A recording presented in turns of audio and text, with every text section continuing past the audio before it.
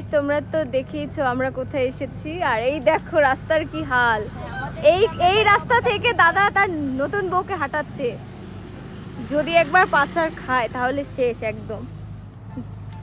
দেখতে পেরেছো কি অবস্থা? 2 দিন আগে প্রচুর রোদ উঠেছে, শুকিয়ে গেছিল, বলেছে তো বৃষ্টি হবে না, কিন্তু এখন আমরা এসেছি তো সেজন্য। দাদা তো আমাদের বলেছে চল চল আমি দেখবো আমি দেখবো, এখন বেশি চালাকি করে নিজেই হার মেনে নিয়েছে।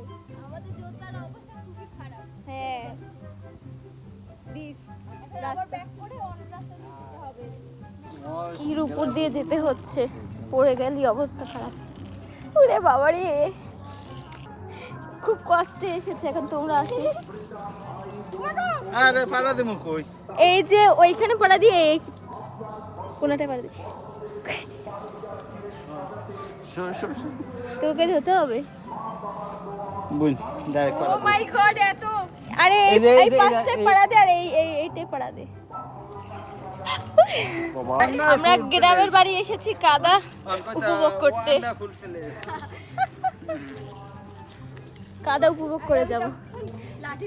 কাদার জন্য তো আমরা মেন রাস্তায় যেতে পারিনি, তো এখন পা ধুতে এসেছি।